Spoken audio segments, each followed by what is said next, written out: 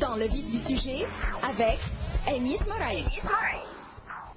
Et dans le vif du sujet avec Anis Moraï, il est déjà là. Bonjour Anis. Bonjour Afef.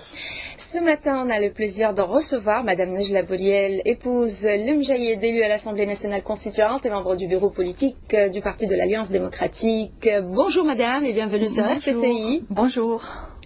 Le dialogue national, bien sûr, le fameux dialogue national et le dialogue qui vient provisoirement de s'achever samedi dernier avec une proposition, un consensus, si on peut dire, à Nice, de nommer M. Mahdi Jama comme chef du nouveau gouvernement provisoire. Oui, Afef, donc je dirais, ce n'est pas le dialogue national qui est parvenu donc à la fin, qui est arrivé à la fin, c'est un volet du dialogue national qui est arrivé à la fin, parce qu'actuellement, une fois le processus gouvernemental a été mené à bout par la désignation de M. Mahdi Jama à la primature, là, les deux volets que prévoit la feuille de route, à savoir le volet constituant pour terminer la Constitution, et le volet électoral, donc pour désigner les membres de l'ISI, membre de l'ISI, de la commission donc de l'instance qui va superviser les élections, donc continuera. C'est pour cela que le dialogue national va redémarrer après-demain, après que nous ayons donc désigné un chef de gouvernement.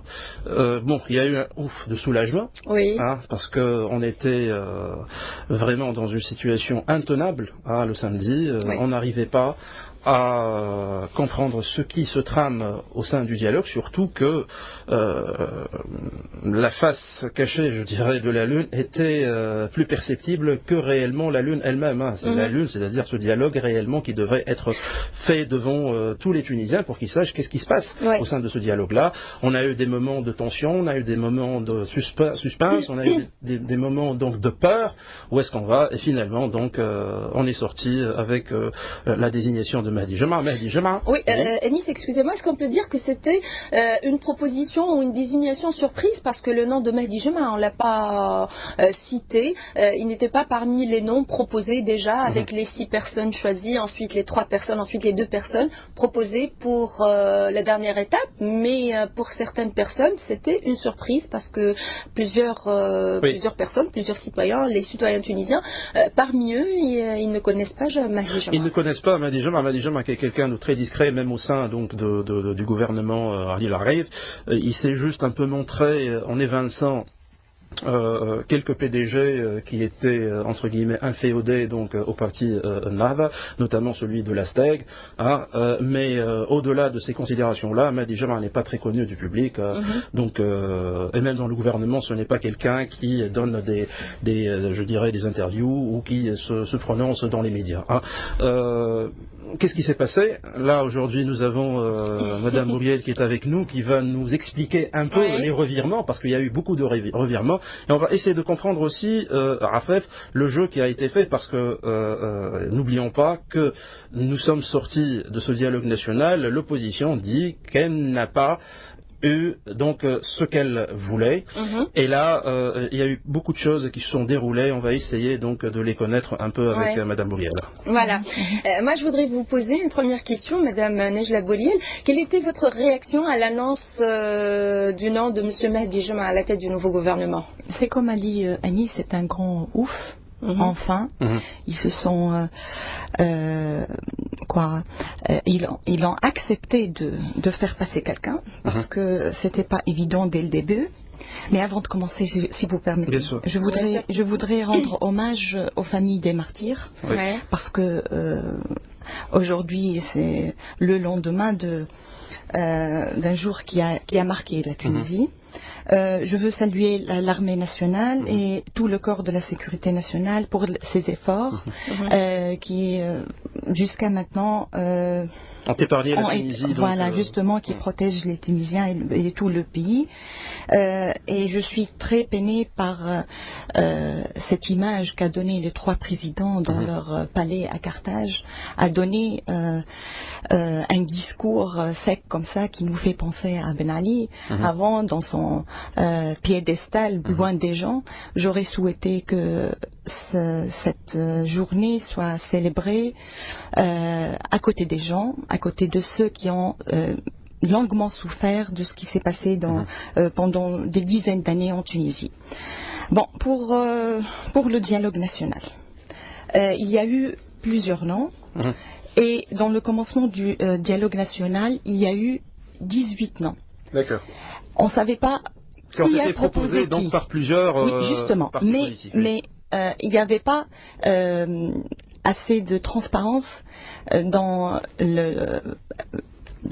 par rapport à ces noms. Il n'y avait pas des partis politiques qui ont dit voilà, celui-là, c'est notre candidat. D'accord. Nous, l'Alliance démocratique, on est arrivé avec 2 candidats. On a proposé 2 candidats, c'est Mohamed Nasser et Jalal Ayed. D'accord. C'était, au début, on a dit ça dès le début. Mais on s'est retrouvé avec 18 noms et on a demandé, c'est la proposition de qui. Qui soutient qui? Qui soutient qui? Mais personne n'a dit la réponse.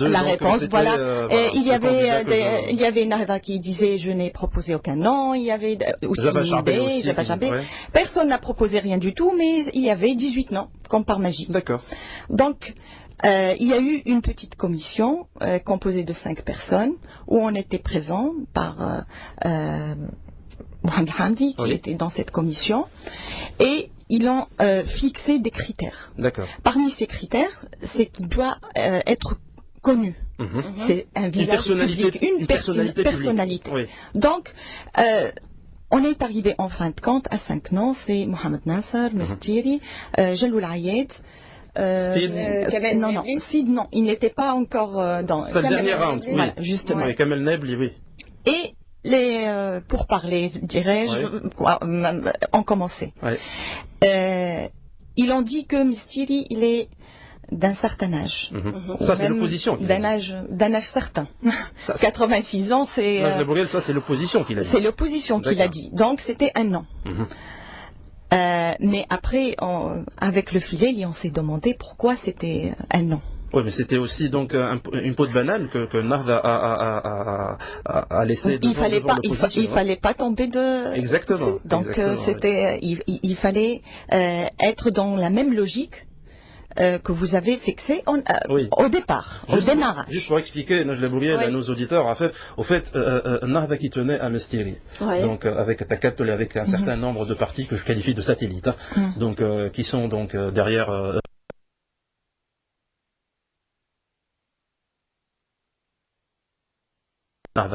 Là, l'opposition a eu des réserves vis-à-vis de Mestiri parce qu'ils pensent que Mestiri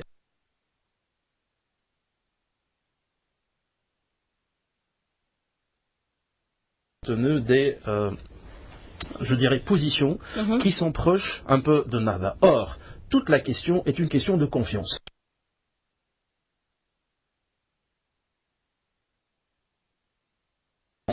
Et je vous rappelle, Najla Bouriel, ce qui s'est passé, vous qui êtes dans la commission de tri de l'ISI, ce qui s'est passé par rapport donc, aux désignations des membres de l'ISI, c'est une question de confiance à bref. Le problème en Tunisie, c'est la confiance. Ceux qui sont dans le pouvoir ne veulent pas laisser donc le pouvoir parce qu'ils ont peur de ceux qui sont dans l'opposition, et ceux qui sont dans l'opposition, ils ont peur aussi de laisser ceux qui sont dans le pouvoir gouverner. C'est une question qui est de confiance. Ça, crise de confiance. C'est une crise énorme, énormissime, par excellence de confiance. Alors, donc la Troïka, enfin la Troïka, je ne parle pas de la Troïka, mais Nahda essentiellement a tenu à Mestiri. L'opposition, bien sûr, donc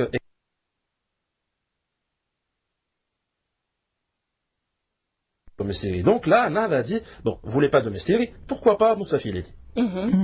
Et là,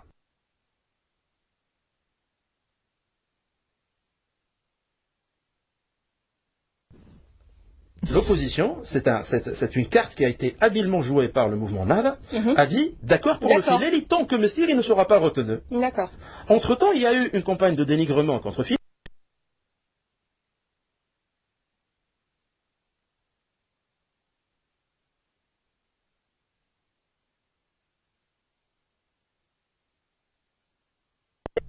À cause de son âge. À cause de son âge, justement. Et vous pouvez imaginer qui a fait cette campagne-là. C'est peut-être même celui qui l'a proposé. Hein. Donc, juste pour montrer que les arguments de l'opposition sont des arguments qui sont vains. Si vous acceptez quelqu'un de 92 ans, comment ne pas accepter quelqu'un de 88 ans? Et là, l'opposition s'est retrouvée sans argument par rapport à l'âge. D'accord. Voilà. Aussi, il y a un autre problème par rapport au nom proposé, c'est que je ne suis pas d'accord, mais je ne suis pas contre. Oui, ça aussi. Je ne vote pas. Je ne vote pas pour cette personne, mais je ne suis pas contre. Mais dans la dernière étape, il devient contre. Oui. Et c'est ça qui était... Continuez à Najla dans ce procédé-là. Donc après l'éviction après pas une éviction, mais Filel, il s'est dit que je ne vais pas me présenter pour toutes les... Il s'est rétracté, exactement. Voilà. Là, on s'est retrouvé encore dans une position, je dirais, de blocage. Oui, justement. Oui. Moi, je voudrais, avant, parler un tout petit peu de Jalloul Ayed, pas parce que c'est Jalloul Ayed ou pas parce que c'est notre candidat, non, c'est pas ça. Mais pour expliquer un tout petit peu les aberrations qui ont été faites. Ils ont dit, Nahda, elle était contre au début. Donc, nous, un parti de l'opposition, avec toute l'opposition, en principe, on devait entrer avec un candidat bien précis qui nous unit. Oui.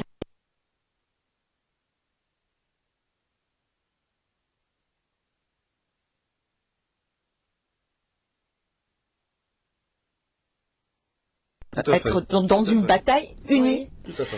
Donc, on est entré, chacun avait des calculs, avait un programme propre à lui. Donc, en fin de compte,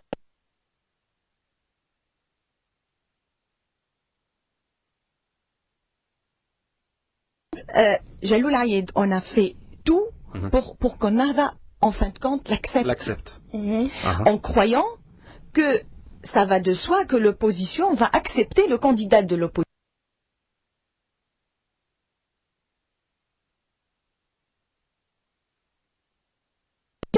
D'accord. Mais ça, vous savez aussi que Jabba Charbé est totalement contre. Non, Jabba Charbé, c'est après qu'elle était radicalement contre, d'une façon viscérale, je dirais. Viscérale, oui. Et pourquoi, d'après vous? Je ne sais pas, ils ont les horreurs de l'homme, vraiment, ils ont parlé de corruption, ils ont parlé de corruption, voilà. Qui est que c'est le candidat caché, que c'est le sous-marin de Narva.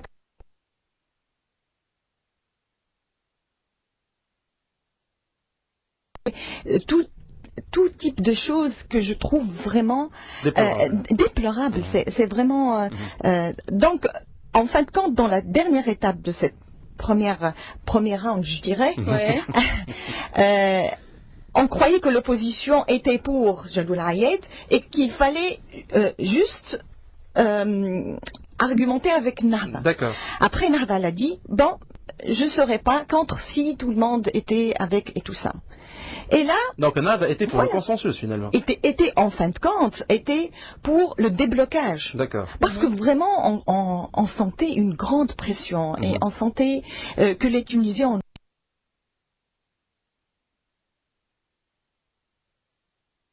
ont marre, vraiment. On était tous à bout. Donc, on s'est retrouvés opposés par l'opposition.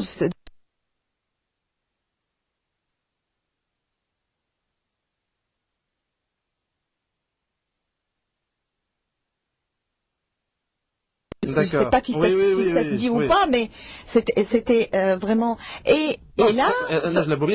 Excusez-moi, pour des considérations de méthodologie, en fait, on dirait qu'il n'y a plus une seule opposition. Là.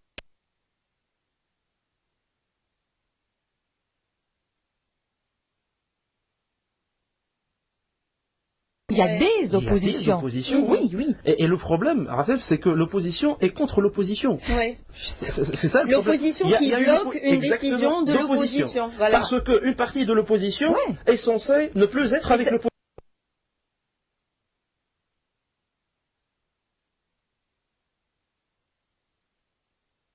Si elle tient un autre discours. Juste qui cherche vraiment le consensus.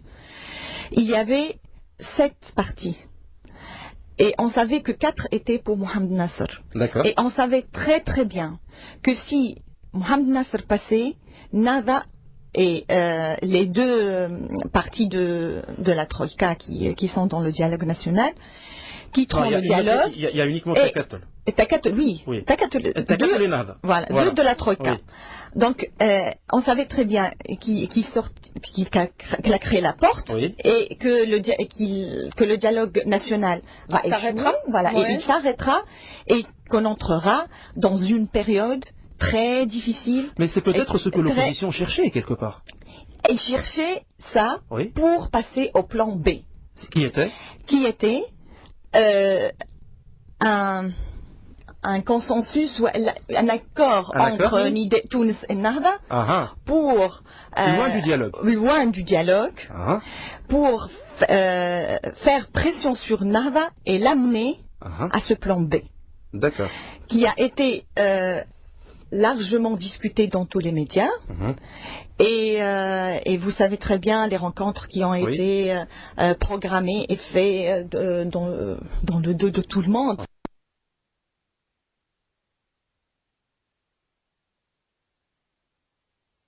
Donc, il y avait des efforts pour faire échouer le dialogue national pour justement arriver au plan B. Et nous, on était radicalement contre ce plan B. D'accord.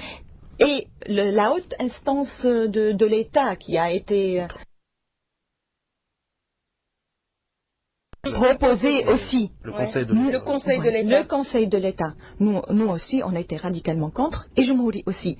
Mais Jumhouri avait une autre idée, c'était faire passer Mistiri et casser cette image du père protecteur que donne Sepsi aux Tunisiens, cette image de Bourguiba.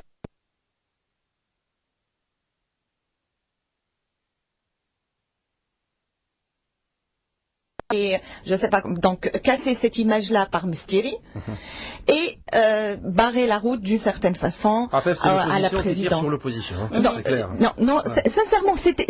Non, je parle de Jumhouri et Nidé, pour vous dire que par notre double vote, on a stoppé ce grand danger et c'est notre évaluation. Peut-être que vous ne serez pas d'accord avec nous, mais nous, on a été radicalement. C'est ce qui vous a motivé finalement à voter qu'il y ait un plan B et que les discussions se font dans les recoins sombres, à l'abri. Voilà, justement.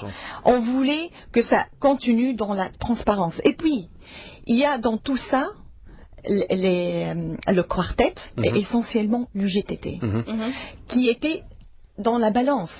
Sa crédibilité était bien sûr, vraiment en jeu. Voilà, justement. Donc, il fallait vraiment éviter de passer comme ça, en force. Il fallait que ce soit le consensus qui soit dominant dans le choix.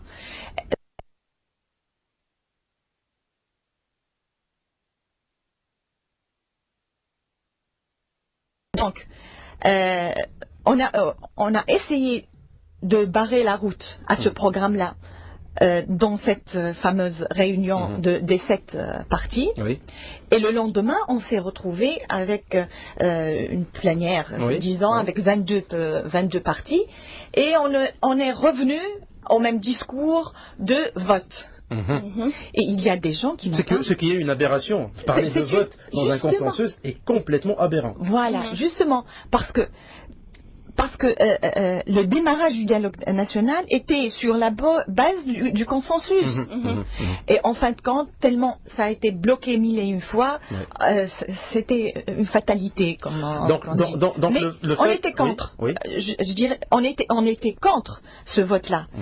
Mais des gens qui sont entrés dans ce vote, qui ont accepté au début, à la fin, quand ils ont senti que les choses n'allaient pas dans le sens qu'ils souhaitaient, la direction qu'ils voulaient, ils se sont rétractés.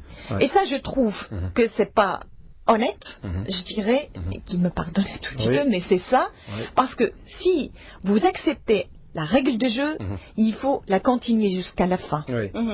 Et nous, on a insisté pour notre candidat toujours, on a été dans notre choix et dans notre philosophie, je dirais, et on a voté pour notre candidat. On était 2 voix, nous et FR, c'est tout. Oui. Mais en fin de compte, quand il y a eu le choix de Mehdi Jema, on s'est dit, voilà, on n'est pas arrivé au consensus, autant accepter la majorité. Moi, je voudrais savoir qui a proposé le nom de Mehdi Jema. Moi aussi, je ne pourrais pas vraiment dire exactement comment ça s'est proposé. Parce qu'il y a une version, Najla Boulia, qui dit que Mehdi Jema était le candidat donc choisi depuis quelque temps par Ennahda. Et son nom n'a pas été évoqué, il a été évoqué dans les 17 qui ont été donc proposés au départ, mais on l'a laissé pour la fin, pour essayer de pousser, je dirais, l'opposition dans un coin, et l'obliger finalement, comme ce fut le cas, donc à choisir entre deux. Et ce qui est un peu donc aberrant dans l'histoire, et c'est une question que je voudrais moi-même poser donc au ténor de l'opposition qui fustige actuellement donc la nomination de Mehdi Jema. Lorsque vous vous êtes retrouvé devant deux candidats, Mehdi Jema et Jaloul Ayed, pourquoi 9 partis se sont abstenus de voter. Justement, s'ils ont voté pour Jaloul Ayed, il aurait passé. Il aurait passé avec votre vote à vous et à faire. Bien sûr. 9 se sont abstenus. 8. Non, pardon. Il était 8 à s'abstenir. Nous, on était 2 à voter pour Jaloul Ayed. Et eux, il était 9 à voter pour Mehdi Jema. Voilà. C'est 10 contre 9. 10 contre 9. Il aurait passé Jaloul Ayed. Donc, si vous croyez dur qu'en faire, comme on dit, que Mehdi Jema c'est le sous-marin de Narva, il fallait venir, voter et faire passer Jaloul Ayed. Et justement, pourquoi... Tout en sachant que ne pas voter veut dire oui, entre autres. Non, ne pas voter, au contraire. Ne pas voter laissera la possibilité à l'autre camp. Oui, voilà, donc ça veut dire oui pour Mehdi Jema. À l'autre camp, c'est CAMP. Donc voilà, à l'autre camp de, je dirais, faire passer son candidat. Ce qui est clair. Et c'est une question qui est franchement donc de l'opposition devrait répondre à cette question et ne pas donc continuer dans cette... Et quels étaient les arguments qu'ils avaient avancés par rapport à Mehdi Jema, par rapport à leur vote, oui. Pourquoi ils n'ont pas voté pour Mehdi Jema? Pour Jaloul Ayed, on connaît déjà les raisons. Mais pour Mehdi Jema, pourquoi ils n'ont pas voté? Sa proximité donc avec... Justement, ils disent que Mehdi Jema, il appartient au gouvernement de Narva. Donc systématiquement, il est de Narva ou près de Narva, mais en même temps, il était pour Habib Sid, pour Abdelkarim Zbidi et pour Moustapha Kamel Nebli. Qui eux faisaient tous les deux faisaient aussi partie du gouvernement de Narva. Je dirais même plus, Najla Boulia, excusez-moi, là je verse un peu d'eau dans votre moulin. Moustapha Kamel Nebli et Jaloul Ayed viennent de la même école. C'est-à-dire, si on va reprocher à Jaloul Ayed d'être l'homme du FMI, l'homme des bailleurs de fonds internationaux, on peut reprocher ça aussi à Moustapha Kamel Nebli. Mais là, on soutient Moustapha Kamel Nebli, on ne soutient pas Jaloul Ayed. C'est une autre incohérence. C'est une autre incohérence de l'opposition. Justement. Donc, ils se sont basés en premier lieu pour leur refus sur l'âge, puis ils se sont contredits. Ils se sont basés sur l'appartenance à un gouvernement narvaoui, et en fin de compte, ils se sont contredits. Et nous, dans tout ça, on était dans notre ligne propre à nous, et on n'a pas bougé dès le début. Comment ils disent que nous croissons Narva dans le sens du poil, je ne sais pas sur quelle base, parce que si on avait cette intention-là, on aurait accepté Stiri dès le début, et on était dans le camp Narva. Mais non, on avait notre candidat, et ils nous ont reproché. Comment on a fait une campagne médiatique, on a parlé beaucoup de lui, on a argumenté, on a insisté pour que ça soit lui, mais c'est notre avis, et on était confiants et sûrs que c'était le bon. D'accord. Nous allons marquer une courte pause musicale, et puis on se retrouve tout de suite après, toujours dans le cadre de l'émission Dans le vif du sujet. Dans le vif du sujet, avec Anis Moraï. Et dans le vif du sujet, on reprend toujours sur la 98.2, la 92.0 avec notre invitée, Madame Nejla Bouriel. Alors, on a parlé du dialogue national, du consensus, du nom du candidat déjà choisi. Moi, je voudrais vous poser une question par rapport au quartet. Dans toutes ces rétractations, si on peut dire ça, c'est oui, c'est non. Quelle était la position du quartet et les efforts qu'ils ont fournis? Il était un modérateur. Ils ont fait un travail terrible. Ils ont essayé de rapprocher les points de vue, de faire en sorte que les uns et les autres parlent entre eux. Ils ont essayé de faire des petits groupes pour trouver un peu des accords entre ces petits groupes. Ils ont fait un effort magnifique. Je peux vous certifier qu'on a fait des réunions qui ont duré 12 heures d'affilée. D'affilée, hein, je dis bien d'affilée, sans même prendre de pause. Et surtout l'UGTT, en la personne de Hosna Abessi, il a été là à vraiment supporter toutes ces tractations parce que il n'avait pas à gérer entre une opposition et le pouvoir qui existe, mais il avait à gérer entre ces deux-là et entre l'opposition elle-même. Et son excès de zèle. L'excès de zèle de l'opposition. Donc il a fait un effort monstre, oui, justement. Et en fin de compte, et après tous ces efforts, on entend ces jours-ci des gens qui disent qu'il n'était pas assez indépendant, qu'il n'était pas impartial, qu'il n'était pas... Je me demande qu'est-ce qu'ils veulent qu'il fasse. Il a essayé de trouver le consensus dès le début, mais ça ne marche pas. Donc il fallait trancher quelque part parce que sa crédibilité, comme je disais tout à l'heure, elle est en jeu. Donc je trouve que c'est inouï qu'une opposition qui demandait le départ du gouvernement de la Troïka, en fin de compte, arrive à ce qu'elle voulait, mais qu'elle présente ça comme un échec. Et ceux qui vont partir de ce gouvernement et par la petite porte, je dirais, parce que le bilan il est très négatif, ils présentent ça comme une réussite. C'est une aberration. Je trouve que l'opposition elle a eu ce qu'elle voulait. Ce gouvernement va partir et on ne doit pas partir avec une mauvaise foi et dire il va... Le préjugé défavorable. Voilà, justement. On doit demander à ce gouvernement de lutter contre le terrorisme, de réviser le budget de 2014, de préparer les conditions nécessaires pour la réussite des élections, et aussi et surtout, il doit réviser toutes les nominations partisanes qui ont été faites pendant toute cette période. S'il fait tout ça, s'il fait tout ça avec notre aide et avec l'aide de tout le monde, je dirais, avec l'aide du quartet, l'UGTT, l'UTICA, les avocats, la Ligue, voilà, justement, je crois que ce gouvernement a tous les atouts pour réussir. Donc, il faut partir avec un peu plus d'optimisme. Et de confiance. Alors, Anis, le chef du gouvernement, du prochain gouvernement provisoire est déjà choisi, M. Mahdi Jemra. Quelle sera la suite? La suite, la seconde étape. D'abord, comme je l'ai dit au départ de mon intervention, il existe 3 processus à RFF. Le processus gouvernemental qui vient de s'achever avec la nomination de Mahdi, le choix de Mahdi Jemra, parce qu'il doit être présenté au président de la République sur un plan constitutionnel, que le président de la République l'accepte, et après Est-ce qu'il y a un risque que le président ne l'accepte pas? Non. Voilà, il l'a accepté. Théoriquement oui. Théoriquement oui, mais pratiquement donc il n'y a pas de risque parce que il va l'accepter.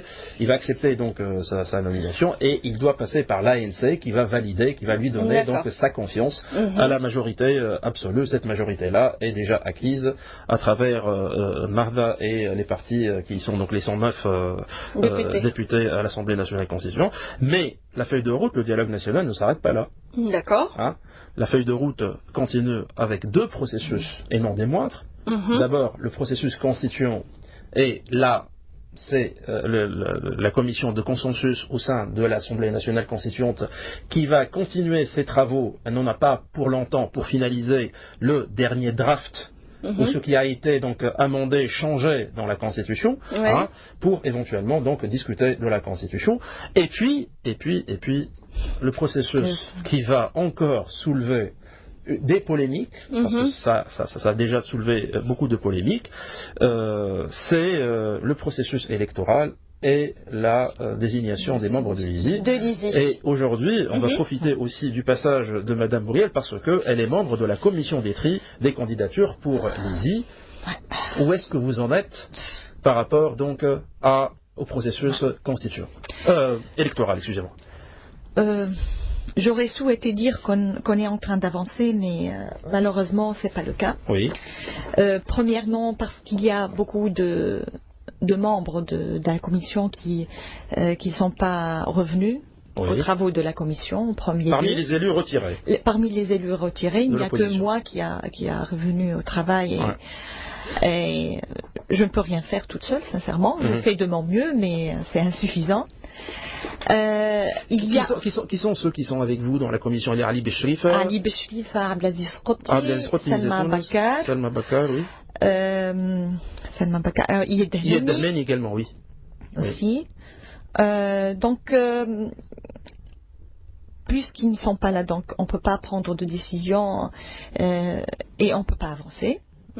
Premièrement. Et deuxièmement, la loi qui a créé l'ISI, qui va créer l'ISI, elle est catastrophique, tellement catastrophique qu'on ne peut vraiment pas trouver une solution vis-à-vis du tribunal administratif. J'explique un peu, Afef.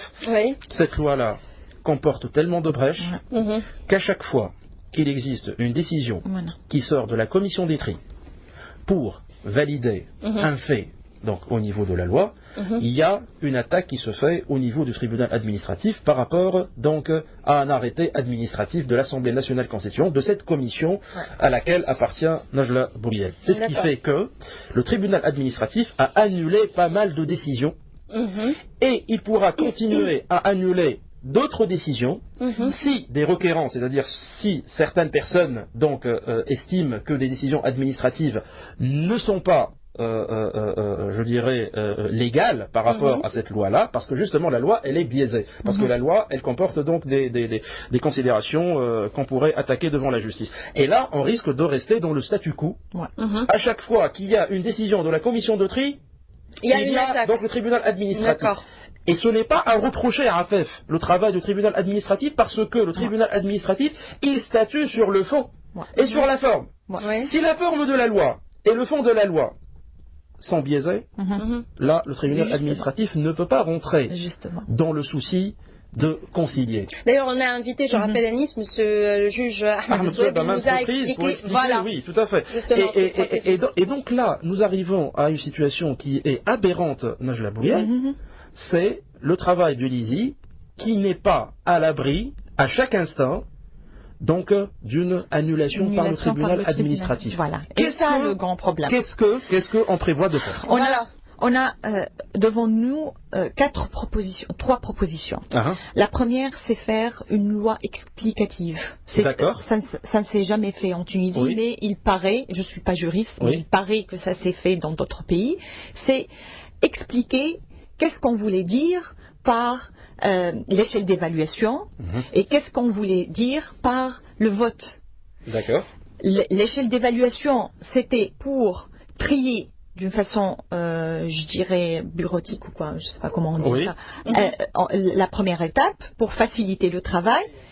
Et ce qui est décisif pour le choix du candidat, c'est le vote. D'accord. Le vote de 3/4. D'accord. Et vous pouvez imaginer comment on peut arriver à un consensus avec les 3/4. Donc, cette loi explicative, il y a un très grand nombre d'élus et de membres de la commission de tri qui sont contre, même ceux de Narda. D'accord. Parce qu'ils trouvent que ce n'est pas une solution. Moi aussi, j'étais du même avis, parce que cette loi explicative, elle vient après la décision du tribunal administratif, comme si on voulait détourner la décision du tribunal. Donc, ça aurait peut-être été une solution si c'était avant. Mais après, ça n'a aucun sens. Il y a une autre proposition. Oui. C'est que les 400 candidats qui ont été triés, presque 300, maintenant ils sont moins 370 choisis, qu'ils passent directement à la plénière. Et que ça soit choisi par la plénière, et là, il n'y a aucune façon d'annuler les décisions de la plénière. D'accord, mais les 400 là, ils devront, ceux qui seront retenus, c'est-à-dire vous parlez des 9 qui seront retenus parmi les 300... Non, les 9 c'est de l'histoire ancienne, ça. C'est les 400 j'ai compris, y compris les 9. Lorsqu'ils vont passer à l'Assemblée nationale, à la plénière de l'Assemblée nationale constituante, l'Assemblée va retenir combien? 9, voilà. Et sur quelle base? Sur la base de la majorité absolue ou la majorité des tiers, comme voilà, 254 donc élus. Voilà, justement. On revient. C'est justement. Ce n'est pas avantageux. C'est pas avantageux. Pour l'opposition, ce n'est pas avantageux. C'est pas avantageux du tout. Et c'est pour ça que nous serons vraiment contre. Au fait, excusez-moi, il ne sera pas avantageux ni pour la Troïka, ni pour l'opposition, l'opposition détient ce qu'on appelle la minorité de blocage. Personne. Si la Troïka pouvait faire passer les candidats, elle l'aurait fait. Donc les 2 tiers, cette méthode-là n'est bénéfique ni pour nous ni pour eux. Troisième proposition. Je l'ai faite, mais je ne sais pas, il y a... C'est vous qui l'avez proposée? Oui, c'est votre proposition. C'est la proposition de demander au tribunal administratif sur son avis et donc consulter le tribunal administratif. Consultation écrite de la part de l'ANC au tribunal administratif et demander son avis, lui dire comment vous imaginez la façon dont on peut travailler. Mais vous l'avez fait, ça. On l'a fait d'une façon orale et on a appliqué ce qui nous a été dit, mais après il y a quand même eu annulation. Donc justement, ils ont dit que ça nous mettra pas à l'abri d'une autre annulation. Parce que l'avis consultatif du tribunal administratif ne l'engage pas. Justement, Anis, parce que ça ne l'engage pas. Il y a une quatrième proposition, c'est que les 3 présidents, c'est à eux de choisir. Chaque président choisit 12 candidats. Et c'est 12 fois 3, donc 36. Il arrive à la plénière et qu'on choisit 9. Et comme ça, il n'y aura pas d'annulation puisque c'est le choix des 3 présidents. Et en même temps, il n'y aura pas aussi une annulation après une plénière. Et ça, c'est les 4 possibilités qu'on discute ces jours-ci. J'ai remarqué que Benjafr, qui est le président de la commission aussi du tri, il opte plus sur la loi explicative. Mais ça, c'est dangereux. Voilà, justement. Mais je ne vais pas anticiper, mais je sens que c'est pour passer à l'autre possibilité qui est les 3 présidents. Il sait très bien que la loi explicative ne passera pas. Donc, on a essayé tout. On a essayé de trouver une solution avec le tribunal administratif. Il ne veut pas comprendre. On change de registre. Et ça sera les 3 présidents. Et il y a des spécialistes dans le domaine qui m'ont dit que la 4e possibilité n'est pas aussi mal que ça. Je ne sais pas. On est en train encore de discuter ça. Et il y a une animosité aussi, Najla Bouriel, entre certains élus de l'Assemblée nationale constituant, certains blocs parlementaires et constituants et le tribunal administratif. Je ne sais pas, cette tractation et ce conflit, il a été créé comme ça. Ça existe, mais c'est les médias un peu qui ont fait ça. Il y a des déclarations de Varna. Oui, non, vous avez vraiment un grand pouvoir. Vous pouvez faire le beau temps comme vous pouvez faire mais vous savez, Najla Bouriel, qu'à RTCI, nous sommes impartiaux. Oui, justement. Peut-être d'autres médias à FF, mais il y a eu beaucoup de déclarations de part et d'autre. Et vous savez très bien qu'il y a eu des déclarations dans la presse écrite, dans les radios, à la télé, tout ça. Donc ça a créé cette polémique. Mais moi, je trouve que ce que fait le tribunal administratif est fantastique.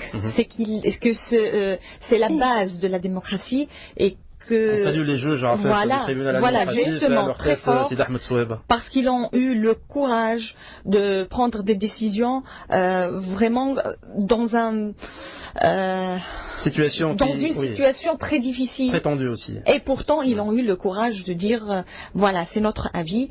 Et ça. Oui, voilà. On a rendu justice. Voilà, justement. Et puis donc. Je les salue moi aussi. Oui. D'accord. Voilà, donc dans le vif du sujet, continue avec plutôt prend fin pour aujourd'hui. Voilà. J'ai l'impression que vous êtes, vous avez envie de continuer avec Najla Bouriel. Tout à fait, on a encore beaucoup de questions à poser. On vous remercie Madame Najla Bouriel d'avoir accepté notre invitation. On vous souhaite de passer une excellente journée. Et Nice, nous on se retrouve demain à partir de 8h30 dans le vif de la Constitution pour expliquer un peu donc le chapitre relatif aux principes judiciaires, c'est-à-dire les garanties accordées aussi bien aux citoyens, c'est-à-dire les citoyens tunisiens, que les juges pour rendre la justice et qui sont insérés dans le projet de la Constitution. Ça devrait beaucoup plaire à Madame Bouriel parce que nous sommes en train de discuter donc d'un travail que vous êtes en train de faire à l'Assemblée nationale de Constitution pour vulgariser. Ça nous aide beaucoup.